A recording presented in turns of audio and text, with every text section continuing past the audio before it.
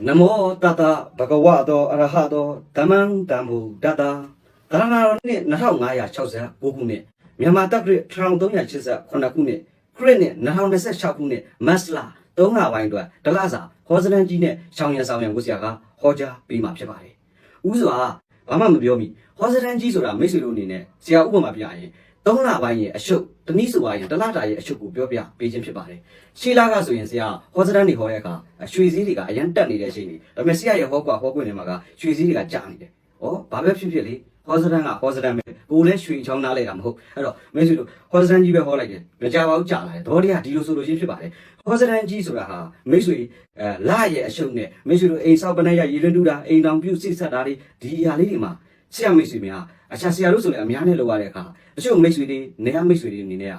လိုအပ်မဲ့ထင်လို့စစ်စစ်ဆက်ဆက်နဲ့တလစာဟောစတန်းကြီးကိုပြောပြပေးခြင်းဖြစ်တယ်ဆိုတာလေထပ်လောင်းရှင်းပြရင်းနဲ့ကဲဆရာတို့3 လပိုင်းတော့ဟောစတန်းကြီးကိုစတင်လိုက်ရအောင်2026ခုနှစ်မတ်လ3 လပိုင်းတွင်မှာဒီလအတွင်း2ရက်3လ2026တနင်္လာနေ့ဟာတပေါင်းလပြည့်နေ့ဖြစ်ပါတယ်19ရက်3လ2026ခုနှစ်အင်္ဂါနေ့ဟာတပေါင်းလကွယ်နေ့ဖြစ်ပြီးတော့ပြတ်သားရက်လည်းဖြစ်ပါတယ်ဒီလတာတော့တွင်ငကားဥကောင်းအပြောင်းလဲရှိပါတယ်15ရက်3လ2026ခုနှစ်တနင်္ဂနွေနေ့မှာငကားဥကောင်းဟာတောင်ရက်ကနေပြီးတော့အနောက်ရက်သို့လှည့်ပါမယ်အထူးသဖြင့်ကတော့15ရက်3လ2026ခုနှစ်တနင်္ဂနွေနေ့မှာငကားဥကောင်းကနေပြီးတော့တောင်ရက်မှာနက်ပြတွဲတောင်ဆိုတဲ့အတိုင်းတော့ကောင်းကူးစုံနောက်ဆိုတဲ့အတိုင်းအနောက်ရက်သို့လှည့်ပါမယ်ခင်ဗျထို့အတူအမိကအရှိရက်ကြောကတောင်ရက်ဝမ်းကမြောက်ရက်သို့အတီးတီးတည်ရှိနေကြပါတယ်ဒါကြောင့်ရှင်းချုံးလဲမပေကောင်းကြောင်းဈေးသုံးလဲမကျွဲကောင်းကြောင်းနဲ့နန်းနဲ့ငကားမလို့စားနဲ့ဆိုတဲ့အတိတ်ပဲတိုင်းမိတ်ဆွေတို့ရဲ့အိမ်ပြောင်းရွှေ့နေရာထိုင်ခင်းပြောင်းရွှေ့လေးတွေမှာလဲဒါလေးတွေကိုတတိထားစင်နေရလိုအပ်ကြောင်းထပ်လောင်းမေတ္တာပြုပြောကြရင်းနဲ့15ရက်3လ2026တနင်္ဂနွေနေ့မှာငကားဥကောင်းမှာတောင်ရက်မှာအနောက်ရက်သို့လှည့်ပါမယ်ခင်ဗျဒီလအတွင်းမှာကျမ်းမာရေးအနေနဲ့အထူးသဖြင့်လေနဲ့ပတ်သက်သောအရာတွေဝါရောနဲ့ပတ်သက်ပြီးတော့အားနည်းသောလဖြစ်တဲ့အတွက်လေနဲ့ပတ်သက်သောအရာတွေအစာအိမ်တို့ဝမ်းဖိုက်တို့လေထိုးလေအောက်နဲ့ပတ်သက်တာမျိုးဝမ်းပြက်ဝမ်းရှော့တွေနဲ့ပတ်သက်လို့ရှိရင်တတိထားစင်နေရမယ်လဖြစ်ပါတယ်အထူးသဖြင့်ဒီလဟာအသက်ကြီးသောမိတ်ဆွေများနဲ့အသက်အလက်အရွယ်မိတ်ဆွေများအဖို့ဥကောင်းနေတခြားနဲ့ဆွဲကြိုက်တာမျိုးအာယုံကျော်နဲ့ပတ်သက်ပြီးဥကောင်းနဲ့ပတ်သက်ပြီးတော့ထုံကြီးကြိုက်ခဲခြင်းမျိုးတွေရာသီအပူပြောင်းကာလလေးတွေဖြစ်တတ်တဲ့အတွက်တတိပြုစင်နေရန်လိုအပ်ကြောင်းထပ်လောင်းပြောကြားလိုက်ပါရစေဒီလဟာရွှေစည်းဟာအတက်ဘတ်သို့ရောက်နိုင်ပါတယ်ခင်ဗျာထို့အတူစက်ပစ္စည်းဓာတ်ဆီဒီဇယ်လက်စစ်ပစ္စည်းတွင်းထွက်ကုန်ပစ္စည်းကြောင်းမြတ်ရတနာအစရှိတဲ့အရာတွေအလှကုန်ပစ္စည်းတွေအထည်အလိပ်ထိထိဖနက် online social media နဲ့ပတ်သက်တာတွေစားတော့ကုန်လုပ်ငန်းတွေစံစီစေးစားစက်ပစ္စည်းနဲ့ပတ်သက်သောအရာတွေဘာသာစကားသင်တန်းနဲ့ပတ်သက်သောကိစ္စလေးတွေအိုးအိမ်ချမ်းမီမြေယာနေရာထိုင်ခင်းနဲ့ပတ်သက်တဲ့အရာလေးတွေယာလူတိုးယာလူတက်လေးတွေအပြောင်းရွှေ့နေရာတွေအပြောင်းလဲနဲ့ပတ်သက်ပြီးတော့စတင်လှုပ်ဆောင်လို့တဲ့မိတ်ဆွေများဒီလက်ဟာထိုလုပ်ငန်းတွေကိုစတင်လှုပ်ဆောင်တဲ့မိတ်ဆွေများရှေ့တိုးပြီးတော့ဆောင်ရွက်တင်ပြီးတော့ရဲရဲကြီးဆောင်စဉ်းစားဆုံးဖြတ်ဆောင်ရွက်နိုင်ပါတယ်လူငယ်တွေအရှိရေးနဲ့ပတ်သက်လာရင်ချစ်သူကြီးစားမချစ်သူများမိမိရဲ့ဟာလားချစ်တော်မျက်နှာတော်သူကိုတစ်ချိန်နဲ့ပြောရင်တော့ချွတ်ချွတ်ရှူမရနိုင်ခဲ့ရင်2ချိန်3ချိန်လောက်အရှိရေးမှာတော့repeat ထက်ချိန်ပြောပါသိကြပါတယ်မိမိတို့လိုချင်သောအရှိရမှာအသေးကြပဲဖြစ်တယ်ရှစ်သူရေးစားတွေမိမိရှစ်သူနဲ့ခရီးထွက်ရတာမျိုးလေးတွေခရီးသွားရတာမျိုးတွေကြုံရတတ်ပြီးတဲ့အခါဝေးကွာနေတော့တမိသားများဖို့ပြန်လဲစုံစည်းရတာမျိုးတွေဖြစ်ရတတ်ပါတယ်တို့ရတွင်အိမ်တော်ပြုရန်တိုင်ပင်ကမှတမိသားများအနေနဲ့လူကြီးမိဘတွေနဲ့နားလည်မှုလွဲတာမျိုးတွေကြံ့ကြာတာမျိုးလေးတွေတယောက်နဲ့တယောက်တူနဲ့တူပြဿနာအထင်ပေါ်လေးတွေပေါ်တတ်တဲ့အတွက်တမိသားများဖို့ကတော့အိမ်တော်ပြုစိတ်ဆက်ပြုလုပ်တဲ့အခါမှာတတိကလေးထားပြီးတော့စင်ញင်ပေးရန်အတွက်တော့ထပ်လောင်းမှာချလိုပါတယ်ခင်ဗျဒီလက်တာတော့တွင်မှာအထူးသဖြင့်ခရီးသွားဆိုင်ရာလုပ်ငန်းတွေအများနဲ့ပတ်သက်သောဆိုင်ရာလုပ်ငန်းတွေစက်ပစ္စည်းရင်နဲ့ပတ်သက်တာမျိုးခရီးသွားပို့ဆောင်ဆက်သွယ်ရေးဆိုင်ရာလုပ်ငန်းတွေအိုးအိမ်ရှမ်းမီမြေယာနေရာထိုင်ခင်းနဲ့ပတ်သက်တာမျိုးလေးတွေမှာတော့အတက်နိုင်ဆုံးသတိထားရမယ်အချင်းချုပ်ဆိုရင်ဒီလဟာခရီးသွားနာမျိုးတွေစက်ပစ္စည်းရင်နဲ့ပတ်သက်တာမျိုးလေးတွေပို့ဆောင်ဆက်သွယ်ရေးဆိုင်ရာလုပ်ငန်းလေးတွေမှာတော့သတိထားဆင်ခြင်ရမယ်ကာလအပိုင်းခြားဖြစ်ပြီးတဲ့အခါအိုးအိမ်ရှမ်းမီမြေယာနေရာအမွေအမှုအစရှိတဲ့အရာလေးတွေမှာအတက်နိုင်ဆုံးကိုကိစ္စမဟုတ်ရင်ဝင်မပါဘဲနဲ့တတိကလေးထားဆင်ခြင်ပေးရန်လိုအပ်သောကာလဖြစ်ပါတယ်အထူးဆိုရင်ငွေကြီးကိစ္စများစုကြီးနဲ့ပတ်သက်သောအရာတွေအစုရှယ်ယာစုကြီးနဲ့ပတ်သက်တာတွေငွေကြီးနဲ့ပတ်သက်လာလို့ရှိရင်ငွေမမြဲသောလသို့မဟုတ်ရင်တစ်ခုခုကိုကိုယ့်လက်ထဲထားခြင်းထက်ရင်းနှီးလှုပ်ဆောင်ပြီးတော့စတင်ရန်အကောင့်ထဲပေါ်ရန်တင်တော်လာဖြစ်ပြီးတော့မိမိလက်ထဲမှာထားကမှာအကြောင်းအရာမျိုးစုံနဲ့ငွေမမြဲတာမျိုးလေးတွေငွေကြီးနဲ့ပတ်သက်လို့အကြောင်းအရာမျိုးစုံကြောင့်အကုန်ကြများတတ်တော်လာဖြစ်တဲ့တို့ဟာမိတ်ဆွေတို့ဒီလဟာဇရာငင်နာအပ်ရင်လည်းအပ်ထားပါခင်ဗျမအပ်ထားရင်တော့ငွေမမြဲတော့လဖြစ်ပါတယ် ငွေမြဲစီရန်အတွက်900သား900သားသမီးအားလုံးပြုလုပ်ရမယ့်ရေရာလေးကိုထူးထူးခြားခြားခေါ်စတိုင်းကြီးမှာထည့်ပေးလိုက်ရှင်ပါတယ်ခင်ဗျာဆရာတို့ပတ်စံငွေမြဲချင်တာတထောင်တန်လေးတစ်ရွက်ပေါ်မှာငါတစ်တာဘူးလေးအတစ်တဘူးတင်ပါတထောင်တန်လေးတစ်ရွက်ပေါ်မှာငါတစ်တာဘူးလေးအတစ်တဘူးတင်ပါငါတစ်တာတတ်ကြပြီသားတထောင်တန်လေးတစ်ရွက်ပေါ်မှာငါတစ်တာဘူးတဘူးတင်ပြီးတဲ့အခါမိတ်ဆွေရဲ့ပတ်စံထားတဲ့နေရာတော့မဟုတ်ငွေထားတဲ့နေရာတော့မဟုတ်အလှကိုစပွဲကုံအလှစပွဲကုံတွေပေါ့ဖះချမ်းကပေါ်မှာမလုပ်ဖို့အောင်နော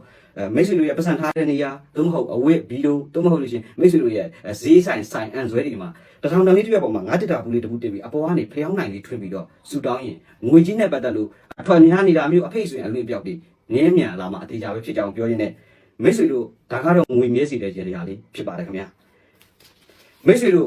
့အိမ်တော်ရှင်များဖို့ကတော့ဒီ3လပိုင်းဆိုတဲ့ကာလအတော်အတွင်းမှာစိတ်ပန်းလူပန်းစိတ်မောလူမောဖြစ်ရတတ်ပါတယ်အထူးသဖြင့်အိမ်တော်ဘက်ကြောင့်စိတ်ချုပ်ထွေးရတာမျိုးလေးတွေအိမ်တော်ဘက်ကြောင့်အစင်မပြေတာမျိုးလေးတွေအိမ်တော်ဘက်ရဲ့အစင်ပြေမှုလေးတွေကြောင့်စိတ်ပန်းလူပန်းစိတ်မောလူမောအနေနဲ့လေးဖြစ်ရတတ်သောကာလဖြစ်ပါတယ်ခင်ဗျာတပည့်လက်သားသားသမီးရဲ့ပညာရေးကိစ္စလေးတွေကြောင့်တော့စိတ်ချမ်းသာစရာဝမ်းသာစရာလေးတွေကြုံရတတ်သောလဖြစ်ပါတယ်ဒီလတာအတော်အတွင်းမှာမိတ်ဆွေနေသားတွေအားလုံး3လပိုင်းအတွင်းမှာဆိုရင်အထူးသဖြင့်ကြာစာပရိတို့အင်္ဂါသားသမီးများဟာပြန်ရဲ့အထွတ်အထိပ်ကိုရောက်ရှိနေပြီးတဲ့အခါအနီရောင်တို့အပြာရောင်တို့ဟာမိတ်ဆွေတို့ကံကောင်းစေပါတယ်အရေးကြီးသောကိစ္စတွေကိုပြုမှုဆောင်ရွက်တဲ့အခါမှာလည်းကြာစာပရိနေ့တို့အင်္ဂါနေ့တို့ကြာစာပရိရက်တို့အင်္ဂါရက်တို့မှာအရေးကြီးသောကိစ္စတွေကိုပြုမှုဆောင်ရွက်ရင်အောင်မြင်တိုးတက်နိုင်ပါတယ်ဒီလကအတော်အတွင်းမှာဆိုရင်6ကဏ္ဍ3ညကဏ္ဍ3ကဏ္ဍတွေဟာမိတ်ဆွေတို့ရဲ့ကံကိုကောင်းစေသောနံပါတ်တွေဖြစ်ပြီးတော့ထီကန်စမ်းလို့တပါဆိုရင်တော့ထဝင်ပွဲလို့ဘာလက်ရှိုက်တို့ဘာကုန်းတို့ပါသောနံပါတ်တွေကိုများပါသောအရာတွေကန်ဆန်းခြင်းဖြင့်ကံကောင်းစေမယ်လားဖြစ်ပါတယ်ဒီလတာအတော်တမှာအဆောင်ပြုလုပ်လို့တဲ့မိတ်ဆွေများအနေနဲ့မိမိတို့ရဲ့နေနံအသားနဲ့ဟင်းသာယူကလေးလောက်၍ဆောင်ရင်အောင်မြင်ခြင်းနဲ့တိုးတက်ခြင်းတွေရရှိပါမယ်နေတူနံတူအသားလေးပါကြာစာပတိသားဆိုပေါက်သားတို့တနင်္ဂနွေသားဆိုရင်အုံသားတို့အင်ဂျင်သားတို့ဒီလိုသားမျိုးလေးတွေနဲ့နေတူနံတူအသားလေးတွေနဲ့မိတ်ဆွေတို့ဟင်းသာယူကလေးကိုထုပြီးဆောင်ခြင်းဖြင့်လိုရာကိစ္စပြီးမြောက်စေတဲ့အခါဖြစ်ပါတယ်အဋိဌံပြုလုပ်လို့ပါကဂုံတော်ကွန်ချာကိုတက်စိပူဇော်တာမျိုးဖြစ်စီအဋိဌံပြုလုပ်လို့ပါကဂုံတော်ကွန်ချာကိုမိမိရဲ့ဟလာအသက်30ဆိုရင်အရက်30တိတိအဋိဌံပြုတာမျိုးဟာမိတ်ဆွေတို့ရဲ့ကံကိုတိုးတက်စေပြီးတော့အခက်အခဲအားလုံးပြေပြောက်ပြီးတော့ကံတရားရဲ့အထောက်အကူကိုရရှိစေမယ်ဒါဖြစ်ပါတယ်လူရမှုပြုမှုဆောင်ရတဲ့အတိုင်းမှာမြတ်စွာဘုရားမှာအတိတတိဖြော်ရည်တစ်ခုခုကိုလှူပြီးတဲ့အခါလူရကိစ္စအောင်မြင်စေဖို့အတွက်ဆူတောင်းပြီးတော့သွားပါကမိတ်ဆွေတို့ရဲ့ကောင်းသောလူရင်းဆန္ဒတွေကျင်းတည်ပြေးသွားသွားမှာအသေးကြပဲဖြစ်တယ်ဒီလတာတော်တွေမှာအခါအနေနဲ့ဆရာပေးလိုပါတယ်ဒီ3လပိုင်းဆိုတဲ့ကာလတော်တွေမှာမိတ်ဆွေ900သား800กว่าအားလုံးအရေးကြီးသောကိစ္စများကိုမတ်လအင်္ဂလိပ်လိုပဲပြောပါမယ်4ရက်18ရက်25ရက်နေ့ဒီမှာအရေးကြီးသောကိစ္စတွေကိုပြုမှုဆောင်ရွက်စီလိုပါတယ်အိမ်ဆောက်ပဏ္ဏရရေတွင်းတူလို့တဲ့မိတ်ဆွေများမြေတူးဆွားမှုနဲ့ပတ်သက်ပြီးတော့လှုပ်ဆောင်လို့တဲ့မိတ်ဆွေများဒီလတာတော်တွေမှာဆိုမတ်လအင်္ဂလိပ်လိုပဲ8ရက်9ရက်23ရက်နေ့ဒီမှာအရေးကြီးသောကိစ္စတွေကိုပြုမှုဆောင်ရွက်စတင်လို့ကောင်းပါတယ်အလူတို့မင်္ဂလာအလူမင်္ဂလာတို့အိမ်တက်မင်္ဂလာတို့ရှင်ပြုမင်္ဂလာတို့ဒီလိုမျိုးပြုလုပ်လို့တဲ့မိတ်ဆွေ900သား900သားသမီးများအနေနဲ့မတ်လ2ရက်နေ့17ရက်နေ့30ရက်နေ့ဒီမှာမိတို့ရဲ့အလူကိစ္စမင်္ဂလာကိစ္စရှင်ပြုယဟန်ခံကိစ္စလေးတွေပြုလုပ်ဆောင်ရွက်ရင်အားသာကောင်းမွန်သောအခါဖြစ်ပါတယ်အိမ်တော်ပြုစိတ်ဆက်လက်ထပ်မင်္ဂလာပြုလုပ်လို့တဲ့ဇာငယ်ရဲ့မိတ်ဆွေအိမ်တော်ပြုစိတ်ဆက်လက်ထပ်မင်္ဂလာပြုလုပ်လို့တဲ့မိတ်ဆွေများမတ်လ10ရက်20ရက်29ရက်နေ့ဒီမှာလူနှစ်ဖြာတွဲလို့မိမိတို့အနေနဲ့မိမိချစ်တော်မြန်လို့တော့သူနဲ့စုံစည်းရတတ်မှတ်လို့ဇာငယ်နဲ့ရက်လာရွေးလို့ရပါတယ်ဆိုတော့နောက်တာနော်သမီးသားလေးတွေ့ဇာစကျင်နေဆိုတော့အိမ်တော်ပြုစိတ်ဆက်လက်ထပ်မင်္ဂလာပြုလုပ်လို့တဲ့မိတ်ဆွေများမတ်လ10ရက်20ရက်29ရက်နေ့ဒီမှာပြုလုပ်ကြံကောင်းသောကာလအပိုင်းခြားဖြစ်ပါတယ်ခင်ဗျာဒါအပြင်မိတ်ဆွေတို့အနေနဲ့ဇာငယ်ကစကားလေးလက်ဆောင်လာတိုင်းပေးလေးရှိပါတယ်ထို့အတူပဲဆရာအနေနဲ့မိတ်ဆွေ900သား900သားသမီးတွေကိုစကားလေးလက်ဆောင်ပေးလိုပါတယ်မိတ်ဆွေများခင်ဗျာ2026ခုနှစ်မတ်လအတွက်ဆရာငယ်တွေနဲ့စကားလက်ဆောင်ပေးရရင်မိတ်ဆွေများခင်ဗျာလောကမှာအကောင်းဆုံးဆိုသောယေရယာဟာဖရာတရားတန်ခါဆိုသောယေရနာမြတ်သုံးပါးကလွဲရင်အခြားသောယေရယာများဟာစိုးပွဲမရှိအားနည်းကြောင်းနဲ့လောကမှာအကောင်းဆုံးယေရယာဟာဖရာတရားတန်ခါတည်ဟူသောယေရနာမြတ်သုံးပါးသည်လူတိုင်းတွင်မကအားလုံးနဲ့အတူအကျိုးပေးကြောင်းနဲ့ဒီဘဝတည်းမကနောင်ဘဝတွင်လည်းအေးချမ်းကြောင်းပြောရင်းနဲ့ကဲဆရာငယ်မိတ်ဆွေ900သား900သားသမီးတွေအားလုံးဤကား2026ခုနှစ်မတ်လအတွက်ဟောစရန်ပြီး ကျေးဇူးတင်ပါတယ်ခင်ဗျရန်ငယ်မိတ်ဆွေများဒီဆရာတို့2026ခုနှစ်မတ်လတော်တွင်မှာအဆဆရရ9ရက်သား9ရက်သားသမီးတွေဘေးရီယာမှန်များဝေးကွာလို့ရတနာစိန်ကြောက်ဇေတောက်တိုင်းကစားနိုင်ကြပါစေလို့ဆရာကဒီကနေ့လိုက်လဲ